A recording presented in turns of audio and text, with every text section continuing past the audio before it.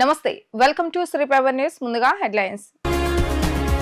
YS Rajasekhara Reddy జయంతి కార్యక్రమంలో పాల్గొన్న తెలంగాణ ముఖ్యమంత్రి రేవంత్ రెడ్డి తెలుగు రాష్ట్రాల్లో వైఎస్ అభిమానులకు కదవలేదని వ్యాఖ్య. జాతీయ స్థాయి విద్యా సంస్థలో సీట్లు సాధించిన విద్యార్థులకు ల్యాప్టాప్లను అందజేసిన మంత్రి నారా లోకేష్ ఒక్క మెసేజ్ పెడితే వెంటనే స్పందిస్తానని యువతకు భరోసా. ఈ నెల 22వ తేదీ నుంచి ఏపీ అసెంబ్లీ సమావేశాలు 5 రోజుల పాటు అసెంబ్లీ సమావేశాలు నిర్వహించాలని నిర్ణయం తీసుకున్న రాష్ట్ర ప్రభుత్వం.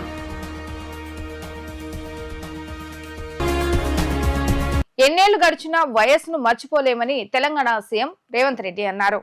అభివృద్ధి సంక్షేమం అంటే వయస్సు గుర్తుకొస్తారని, తెలుగు రాష్ట్రాల్లో వైఎస్ అభిమానులకు కొదవలేదని కొనియాడారు. వయస్సును తాము కుటుంబ సభ్యుల్లాగా భావిస్తామని ఆయన పేర్కొన్నారు. గుంటూరు జిల్లా మంగళగిరిలో జరిగిన వైఎస్ జయంతి సభలో తెలంగాణ సీఎం రేవంత్ రెడ్డి మరియు మంత్రులు పాల్గొన్నారు. ఈ సందర్భంగా సీఎం రేవంత్ రెడ్డి మాట్లాడుతూ తెలుగు రాష్ట్రాల్లో వైఎస్ అభిమానులకు కొదవలేదని అన్నారు. వయస్సును తామంతా కుటుంబ సభ్యుడిలాగా భావిస్తామని తెలిపారు. ఎన్ని ఏళ్లు గడిచినా వయస్సును మర్చిపోలేమన్న ఆయన 2007లో వయస్సు ముందు అనేక విషయాలు ప్రస్తావించానని గుర్తు చేసుకున్నారు. మండలిలో మాట్లాడేటప్పుడు వయస్సు తనను ప్రోత్సహించేవారని తెలిపారు. కొత్త సభ్యుల మాటలు కూడా వినాలని వయస్సు చెప్పేవారని, ప్రతిపక్ష సభ్యుల విషయంలోనూ ఉదారంగా ఉండేవారని కొనియాడారు. కార్మికులు, రైతుల సమస్యలు పరిష్కరించేందుకు వయస్సు ప్రయత్నించేవారన్నారు.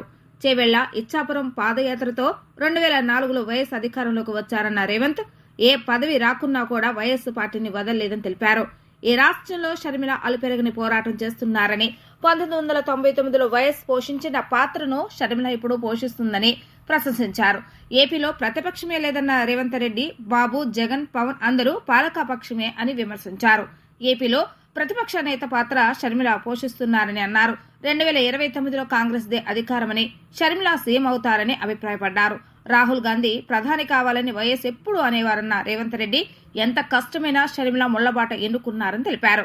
100% షర్మిలకు తోడుగా ఉంటామని, వైఎస్ అభిమానులకు అండగా ఉంటామని చెప్పేందుకే అందరం కలిసి వచ్చామని అన్నారు. కడపలో ఉప ఎన్నికలు వస్తే ఊరూరా తిరిగే బాధ్యత తీసుకుంటానన్న వైఎస్ స్వస్థలం కడప నుంచే మళ్లీ పోరాటం ప్రారంభిద్దామని ఆయన పిలుపునిచ్చారు. 2 రాష్ట్రాలలో సంక్షేమమైన, అభివృద్ధి అయిన, ప్రజలతో మమేకమైన నాయకుడి గురించి చర్చ జరిగినప్పుడల్లా రాజశేఖర రెడ్డి గారు లేని లోటు ఈ సమాజం గమనిస్తుంది, ఈ సమాజం చర్చించుకుంటుంది. అందుకే ఈరోజు పార్టీగా ఆంధ్రప్రదేశ్లో కాంగ్రెస్ బలహీనంగా ఉన్న రాజశేఖర రెడ్డి గారి అభిమానులకు ఈ రాష్ట్రంలో కొదవలేదు, తెలంగాణలో కొదవలేదు. ఈరోజు అక్కడైనా ఇక్కడైనా లక్షలాదిగా వైఎస్ఆర్ అభిమానులు ఉన్నారు అని అంటే వారు బలమైన ముద్ర మనకు వారు ఇచ్చిండ్రు. ఇక్కడ వేదిక మీద ఉన్న మిత్రులందరికీ అధికారంలో ఉన్నప్పుడు కానీ, కాంగ్రెస్ పార్టీలో ఉన్నప్పుడు కానీ వాళ్లకు ఒకే రకమైన అనుభవాలు ఉన్నాయి. నాకు మాత్రం భిన్నమైన అనుభవం ఉంది వైఎస్ఆర్ గారితో. నేను మొదటిసారి 2007లో మొట్టమొదట స్థానిక సంస్థల నుంచి శాసనమండలి సభ్యుడిగా నేను కావచ్చు, మా మిత్రుడు భట్టి గారు కావచ్చు, లేదా మా గిడుగు రుద్రరాజు గారు కావచ్చు, లేదా పెద్దలు సిపిఐ నారాయణ గారు, వాళ్ళు ఎవరు ముఖ్యమంత్రిగా ఉన్నా, వాళ్ళతో కలిసి ఉన్నా, వాళ్ళతో కలిసి లేకపోయినా సమస్యల్ని గుర్తు చేసే విధానంలో మనమందరం చూస్తూ 2007 మొదటిసారి శాసనమండలి సభ్యుడిగా సభకు వెళ్ళినప్పుడు ఐఏఎస్కు, ఐపీఎస్కు ప్రిపేర్ అయ్యే వాళ్ళు కూడా రాత్రంతా చదివేవాళ్ళు నాకు తెలీదు. చదివితేనే ఐఏఎస్ అయ్యిండ్రో కాలేదో నాకు తెలీదు.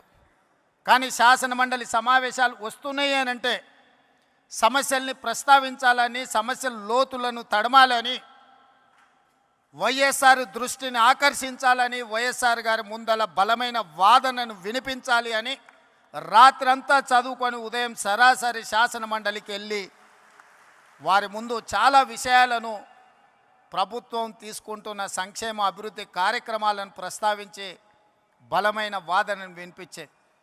అదే కాదు, 2009లో మళ్ళీ వైఎస్ఆర్ గారు రెండవసారి ముఖ్యమంత్రి అయినప్పుడు నేను మొదటిసారి శాసనసభ్యుడిగా ఎన్నికైన అదే విధానాన్ని కొనసాగిస్తూ మొట్టమొదటి బడ్జెట్ సమావేశాలలో వైఎస్ఆర్ గారు బడ్జెట్ను ప్రవేశపెట్టిన తర్వాత ప్రధాన ప్రతిపక్ష పార్టీ నుంచి దాదాపుగా 40 నిమిషాలు ఏకధాటిగా అంశాలను ప్రస్తావించినప్పుడు మధ్య మధ్యలో ముఖ్యమంత్రిగా పిల్లవాడని కాకుండా ప్రోత్సహించాలన్న ఆలోచనతోని నేను లేవనెత్తిన అంశాలకు డాక్టర్ వైఎస్ రాజశేఖర రెడ్డి గారు లేచి సమాధానం ఇచ్చేవాళ్ళు. పక్క నుండి నాకు తెలిసి శైలజనాథ్ గారు అనుకుంటా, ఆయన అట్లానే మాట్లాడుతుంటాడు. సార్ మనం రిప్లై ఇస్తే ఇంకెక్కువ మాట్లాడతాడు, మనం చెప్పకపోవడమే మేలేమో అని చెప్పిండు అనుకుంటున్నాను, నాకు గుర్తున్నంత వరకు చెవిలా. కానీ వైఎస్ఆర్ గారు ఏమన్నారంటే, కొత్తగా సభలోకి వచ్చిన సభ్యులు అవగాహనతో మాట్లాడుతున్నప్పుడు మనం సమాధానం ఇవ్వడం ద్వారా వాళ్ళని ప్రోత్సహించాలి, తద్వారా నాయకత్వం బలపడుతుంది అని చెప్పి వైఎస్ఆర్ గారు ఆనాడు మాట్లాడినరు. ఒక మెసేజ్ పెడితే వెంటనే స్పందిస్తానని యువతకు విద్యాశాఖ మంత్రి నారా లోకేష్ భరోసా ఇచ్చారు. ఏ సహాయం కావాలన్నా, మార్గదర్శకం కావాలన్నా ఒక అన్నగా తోడుంటానని స్పష్టం చేశారు. ఐఐటి, ఎన్ఐటి, IIITలో సీట్లు సాధించిన దివ్యాంగ విద్యార్థులను అభినందించిన లోకేష్ వారందరికీ సొంత ఖర్చుతో ల్యాప్టాప్లను అందజేశారు. మంత్రి లోకేష్ చొరవతో జాతీయ స్థాయి విద్యా సంస్థలు ఐఐటి, ఎన్ఐటి, IIITలో 25 మంది దివ్యాంగ విద్యార్థులు సీట్లు సాధించారు. ఈ సందర్భంగా వారు ఉండవల్లిలోని నివాసంలో ఆయనకు కృతజ్ఞతలు తెలియజేశారు. 25 మందికి సీట్లు వచ్చాయని తెలిపిన రోజున ఆనందంగా నిద్రపోయానని లోకేష్ తెలిపారు. తన బిడ్డకు అనారోగ్యం వస్తే ఎంత కంగారు పడతానో దివ్యాంగుల బాధను కూడా అలాగే భావించానని వెల్లడించారు. చదువు పూర్తయ్యాక మళ్లీ అమరావతికి వచ్చి సేవలు అందించాలని విద్యార్థులకు పిలుపునిచ్చారు. తాను విద్యాశాఖ తీసుకుంటున్నానంటే మిత్రులు భయపెట్టారని పేర్కొన్నారు. ఎన్నో సమస్యలు, ఇబ్బందులు ఉంటాయని చెప్పారని పేర్కొన్నారు. అలాంటి శాఖ తీసుకుంటే ఇబ్బంది పడతావని వారు చెప్పినట్లుగా గుర్తు చేశారు. స్టాన్ఫోర్డ్ లో చదువుకున్న తానే విద్యాశాఖ తీసుకోవటానికి భయపడితే ఇక ఎవరు తీసుకుంటారని అనుకున్నట్లుగా చెప్పారు. అందుకే సవాలుగా ఈ బాధ్యతలు స్వీకరించానని ఆయన వెల్లడించారు. కేజీ టు పీజీ వరకు మొత్తం విద్యని బలోపేతం చేయాలి, స్కిల్ డెవలప్మెంట్ లాంటి అనేక కార్యక్రమాలు చేయాలి, జాబ్ రెడీ యూత్ తయారు చేయాలి. మిమ్మల్ని పేదరికం నుంచి బయటికి తీసుకొచ్చే లక్ష్యంతోనే మేము పనిచేస్తాం. ఒక లక్ష్యంగా చేస్తున్నా. మిమ్మల్ని అందరూ కూడా కోరుతున్నా, ఇప్పుడు మీరు వెళ్తారు, బాగా చదువుకుంటారు, మళ్ళీ ఏ చెన్నైనో, బెంగళూరు, హైదరాబాద్ వెళ్ళిపోతే నాకు కష్టం స్వామి. మళ్ళీ రావాలి, మన రాష్ట్రానికి రావాలి. అమరావతి అవ్వచ్చు, విశాఖపట్నం అవ్వచ్చు, రాయలసీమ అవ్వచ్చు, మీకు రెడీగా కంపెనీలు ఉంటాయి. ఉద్యోగాలు కల్పించే బాధ్యత మేము తీసుకుంటాం. తిరిగి మన రాష్ట్రానికి మీరు రావాలి. ఆఫర్ స్వీకరిస్తున్నా, ఒప్పుకుంటున్నారా? మేము అందరూ రాసుకుంటాం. మళ్ళీ మేడం గారు అన్ని రాసుకుంటారు. మీరు రావాలి, తిరిగి మన రాష్ట్రానికి రావాలి. ఎందుకంటే $175 బిలియన్ ఉంది మన ఎకానమీ. బాబు గారు ఏమంటున్నారంటే $1 ట్రిలియన్ ఎకానమీ మంది అవ్వాలని. $1 ట్రిలియన్. నిన్న రాత్రి కూడా అదే ఆయన మాట్లాడారు. సో అన్ని రంగాల్లో పెట్టుబడులు తీసుకురావాలి, పెద్ద ఎత్తున ఉద్యోగాలు, ఉపాధి కల్పించాలనేది మన ప్రభుత్వం లక్ష్యం. ఆ దిశగా మేము పనిచేస్తాం. నేను ఒక క్యాటలిస్ట్ని, నాకు దేవుడు ఒక అవకాశం ఇచ్చాడు, నేను చేశాను. మీకు అలాంటి అవకాశం దేవుడు ఇస్తాడు, అది మీరు మర్చిపోదండి. ఎవరన్నా మీ దగ్గరకు వచ్చినప్పుడు, సహాయం అడిగినప్పుడు సహాయం చేయండి, అందుబాటులో ఉండండి. దేవుడు మనందరికీ ఆ బలం ఇచ్చాడు, నేను అదే నమ్ముతా. పరీక్షలు కూడా పెడతాడు, ఆ పరీక్షలు జయించే శక్తి కూడా మనకిస్తాడు దేవుడు. సో దయచేసి ఇది గుర్తుపెట్టుకోవాలని మిమ్మల్ని అందరినీ కోరుకుంటూ, నా పక్కన కూర్చున్న గునా శశి గారిని, నిధి మేడం గారిని నిజంగానే I'm very very thankful for you sir and madam. ఎందుకంటే వీకెండ్ అయినా పర్సనల్గా తీసుకున్నారు ఈ ఇష్యూ. ఈ నెల 22వ తేదీ నుంచి ఏపీ అసెంబ్లీ సమావేశాలు ప్రారంభం కానున్నాయి. 5 రోజుల పాటు నిర్వహించే అవకాశం ఉన్నట్లుగా సమాచారం. మొదటి రోజు ఉభయ సభలను ఉద్దేశించి గవర్నర్ జస్టిస్ అబ్దుల్ నజర్ ప్రసంగిస్తారు. రెండో రోజు గవర్నర్ ప్రసంగంపై ధన్యవాద తీర్మానం జరుగుతుంది. ఈ సమావేశాల్లో పూర్తిస్థాయి బడ్జెట్ ప్రవేశపెట్టే అవకాశం లేని కారణంగా మరో 3 నెలల పాటు తాత్కాలిక బడ్జెట్ కోసం ఈ సమావేశాల్లో ఆర్డినెన్స్ తీసుకొచ్చే అవకాశం ఉన్నట్లుగా తెలియవచ్చింది. ప్రస్తుత పరిస్థితిలో పూర్తిస్థాయి బడ్జెట్ ప్రవేశపెట్టే అంశంపై ఆర్థిక శాఖ తర్జన భర్జన పడుతుంది. దీంతో ప్రస్తుతం ఉన్న ఓటన్ అకౌంట్ బడ్జెట్ నే కొనసాగిస్తూ ఆర్డినెన్స్ తీసుకొచ్చే అంశంపై ప్రతిపాదనలు చేసే ఛాన్స్ ఉంది. మరో 4 నెలల పాటు ఓటన్ అకౌంట్ కోసం ఆర్డినెన్స్ తీసుకురావాలని ఆర్థిక శాఖ భావిస్తున్నట్లుగా సమాచారం.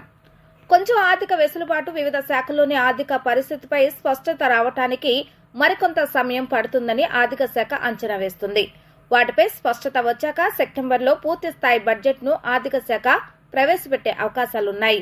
కాగా ఆర్డినెన్స్ పెట్టాలనే ప్రతిపాదనపై ముఖ్యమంత్రి చంద్రబాబు నాయుడు ఆమోదం కోసం ఆర్థిక శాఖ ఎదురు చూస్తోంది. నిత్యావసరాలైన బియ్యం, కందిపప్పు, స్టీమ్డ్ రైస్ల ధరలు తగ్గించాలని నిర్ణయించినట్లు మంత్రి నాదెండ్ల మనోహర్ తెలిపారు. బహిరంగ మార్కెట్లో కందిపప్పు కిలో 181 రూపాయలు, బియ్యం ₹52.40, స్టీమ్డ్ రైస్ ₹55.85 ఉన్నాయని, అయితే తాము రైతు బజార్లో ప్రత్యేక కౌంటర్లను ఏర్పాటు చేసి తగ్గింపు ధరలకే నిత్యావసరాలు అందజేస్తామని ఆయన పేర్కొన్నారు. ఏపీ పౌర సరఫరాల శాఖ మంత్రి నాదెండ్ల మనోహర్ హోల్సేల్ వర్తకులు, మిల్లర్లు, సరఫరాదారులతో సమావేశాన్ని నిర్వహించారు. ఈ సమావేశం తాలూకా వివరాలను నాదెండ్ల మనోహర్ వెల్లడించారు. ఈ సందర్భంగా ఆయన మాట్లాడుతూ గురువారం నుంచి రైతు బజార్ల ద్వారా కందిపప్పు కిలో 160 రూపాయలకు, బియ్యాన్ని 48 రూపాయలకు, స్టీమ్డ్ రైస్ 49 రూపాయలకు అందజేస్తామని వివరించారు.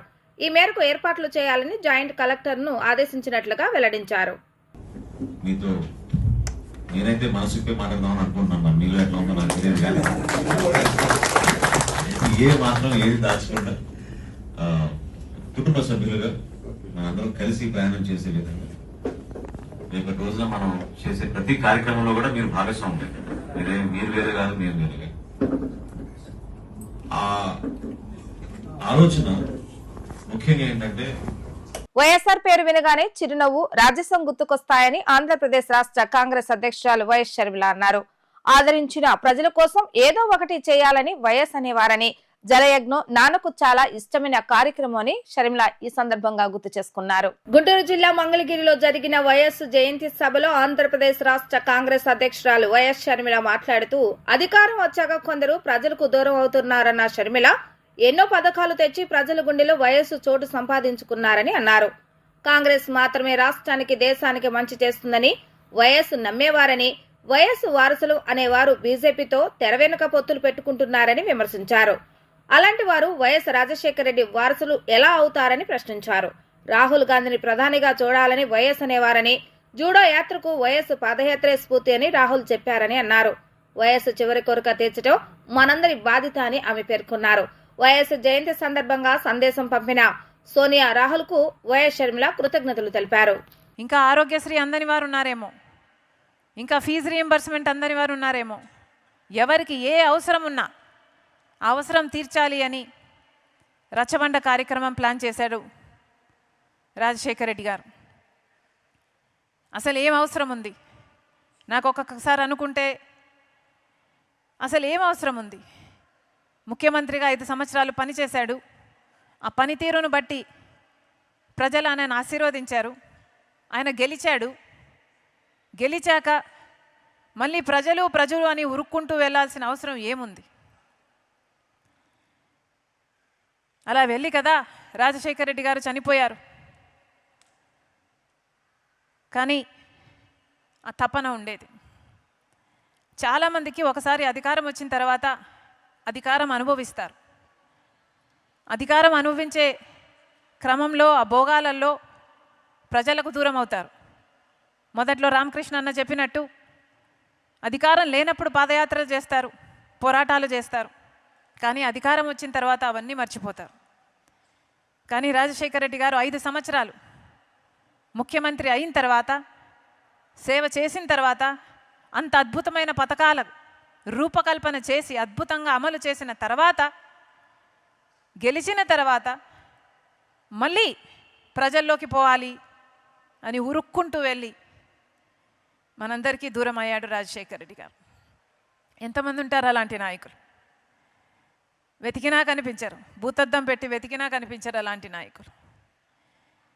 ఇదే రాజశేఖర రెడ్డి గారితో, నాన్నతో నేను ఒకప్పుడు అన్న మాట, పా నువ్వు అనుకున్నంత మెజారిటీ రాలేదు కదా రెండోసారి గెలిచినప్పుడు. కారణం ఏమిటి? నువ్వు నీ ప్రజలను ఎంతగానో ప్రేమించావు, నిత్యం తప్పించావు, ఎన్నో పథకాలకు రూపకల్పన చేశావు. ఆ పథకాల గురించి మళ్ళీ ఇంటికి వచ్చి ప్రతిరోజు ఇది ఇది ఇది ఇది అని, ఇది ఇలా చేస్తున్నాం, ఇది ఇలా చేస్తున్నాం, ఈ పథకం ఇంతమందికి అందుతుంది, ఇంతమందికి లబ్ధి చేరుతుంది అని ఈ 5 సంవత్సరాలు అంత ఎగ్జైట్మెంట్తో ఇన్ని పథకాలు చేశావు, ఇంత ప్రేమించావు. కానీ ఏమైంది? నువ్వు ప్రేమించినంతగా నీ ప్రజలు నిన్ను మళ్ళీ ప్రేమించినట్టు లేరు కదా అని అన్నాను. 15వ ఆర్థిక సంఘం అగ్నిమాపక సేవల ఆధునీకరణ కింద వచ్చే నిధులను సక్రమంగా వినియోగించుకున్నట్టుకు తగిన ప్రణాళిక రూపొందించుకోవాలని హోంమంత్రి వంగల్పూడి అనిత అధికారులకు సూచించారు. ప్రణాళికాబద్ధంగా ఖర్చు పెట్టేందుకు తగిన చర్యలు తీసుకోవాలని ఫైర్ డిపార్ట్మెంట్ అధికారులను ఆదేశించారు. హోంమంత్రి వంగల్పూడి అనిత అధ్యక్షతన రాష్ట్ర విపత్తుల నిర్వహణ మరియు అగ్నిమాపక శాఖపై పూర్తి స్థాయి సమీక్ష సమావేశం జరిగింది.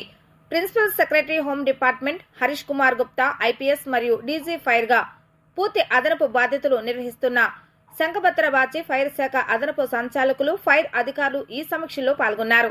ముఖ్యంగా అగ్నిమాపక శాఖ ఎదుర్కొంటున్న ప్రధాన సమస్యలైన అగ్నిమాపక వాహనాల గురించి చర్చించడం మరియు భవనాల నిర్మాణానికి తగిన వనరులు సమకూర్చున్నట గురించి చర్చించడం జరిగింది.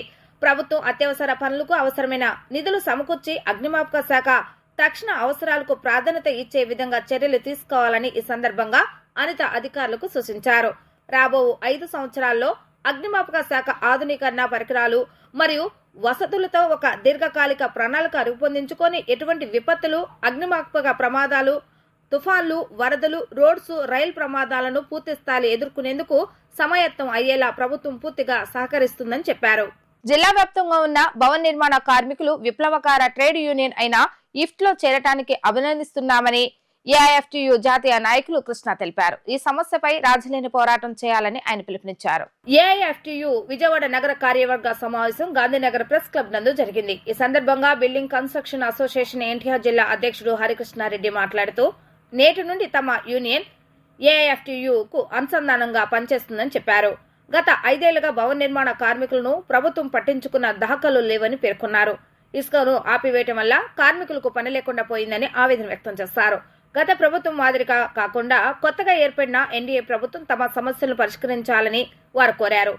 ఏఐఎఫ్టీయూ ప్రధాన కార్యదర్శి ఎం రామకృష్ణ, ఉపాధ్యక్షులు శ్రీ వెంకటేశ్వర్లు, సహాయ కార్యదర్శి కె రమేష్ తదితరులు ఈ కార్యక్రమంలో ప్రసంగించారు. ప్రధానంగా ఈరోజు దేశవ్యాప్తంగా రాష్ట్రంలో కూడా కార్మికుల హక్కులు కాలరాయబడుతూ ఉన్నాయి. కార్మికుల హక్కుల పట్ల రాష్ట్ర ప్రభుత్వాలు నిర్లక్ష్య వైఖరి అవలంబిస్తూ ఉన్నారు.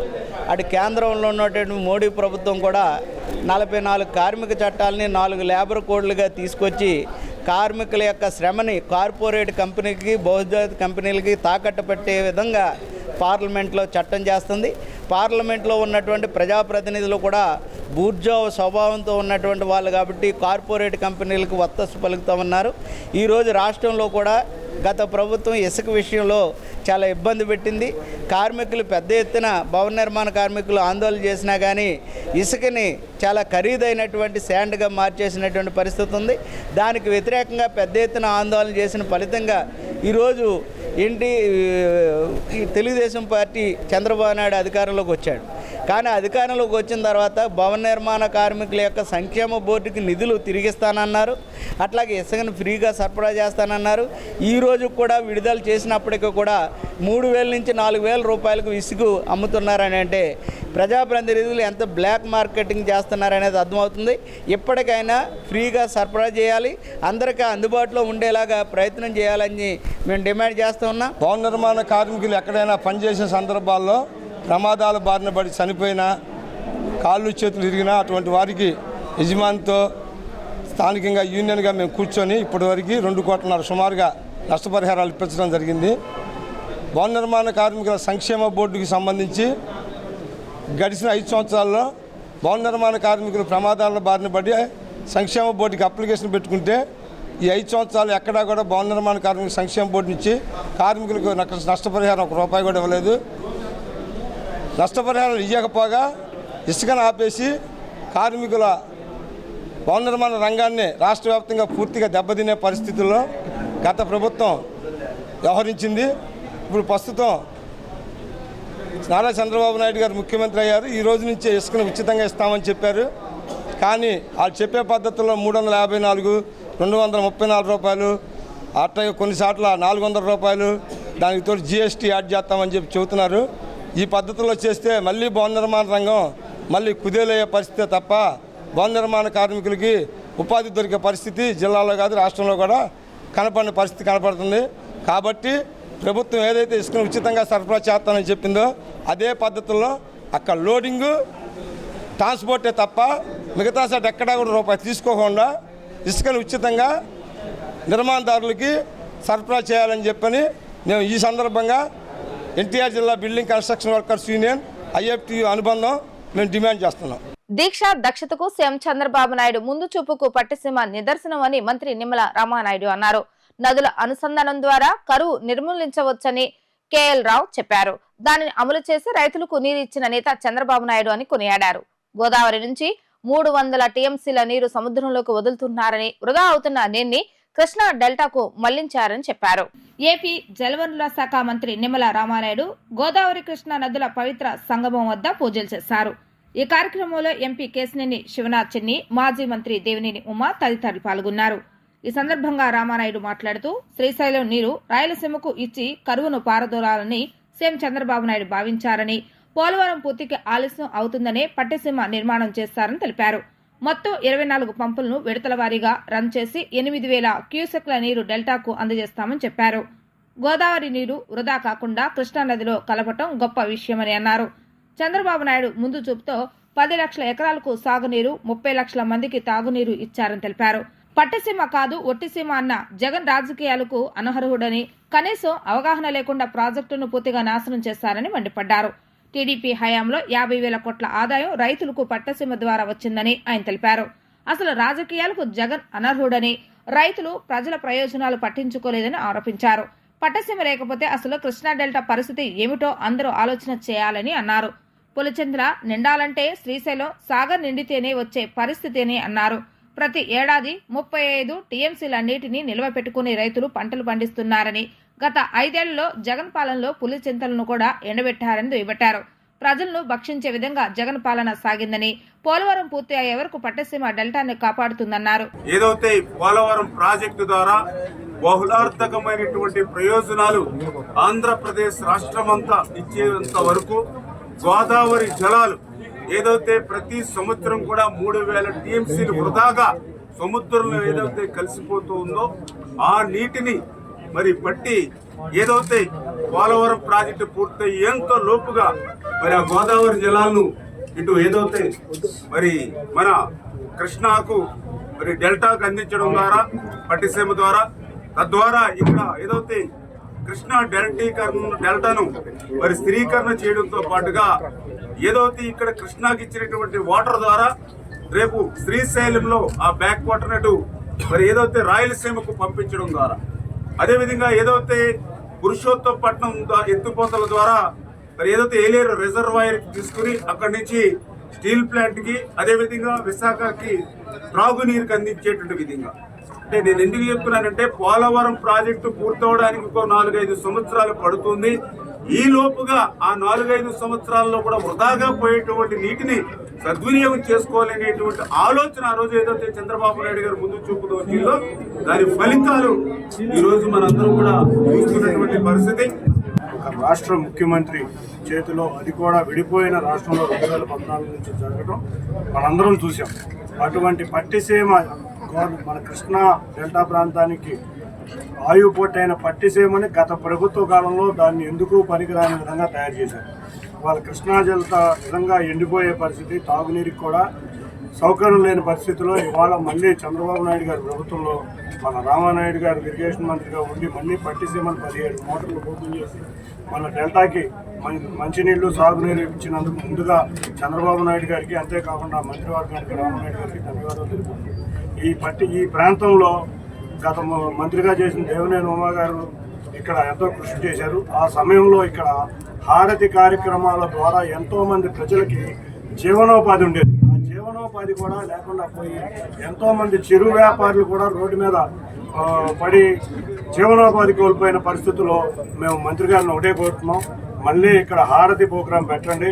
ఇక్కడ కలకలలాడేది టూరిజం 10,000 మంది తప్పకుండా అందరికీ జీవనోపాధి. వార్తలు ముగించే ముందు హెడ్లైన్స్ మరొకసారి.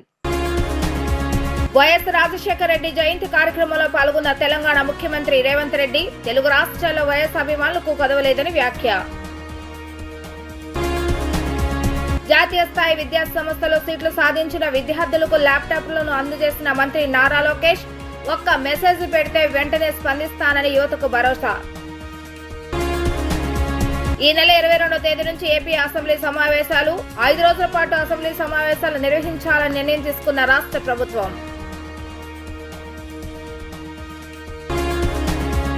ఇవి ఈ రోజు వార్తా విశేషాలు. మరలా తిరిగి ప్రసారమైన వార్తలు మళ్ళీ కలుద్దాం. అంతవరకు సెలవు. నమస్కారం.